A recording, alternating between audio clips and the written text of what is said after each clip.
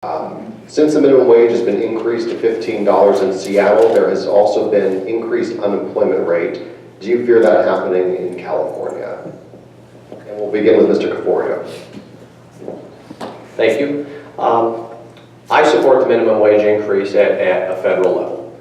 I think that it is outrageous that we have so many people who I talk to who are working 2 jobs to get by, who are living in poverty even while they're working more than 40 hours a week. That's wrong.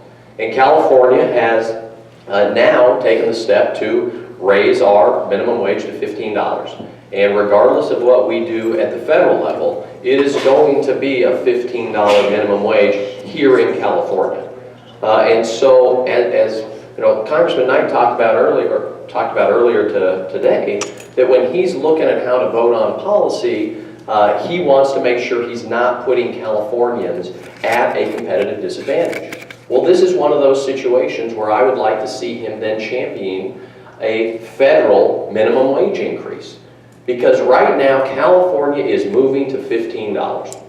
Every business in our community is going to have to pay a minimum wage of $15 an hour. And so if you go to Washington and you vote against a federal minimum wage increase, that means you are letting other states, other small businesses who are competing against California companies pay their employees less.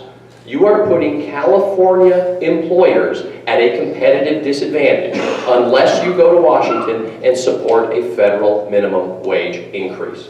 And so I support it, not just because it is the right thing to do to give people a fair wage for a fair day's work, but now that it's already happened in California, we need to be looking out for our community and the businesses in our community, and a good way to do that is make sure we're not competitively disadvantaged by voting for a benefit to other states that won't help our businesses here.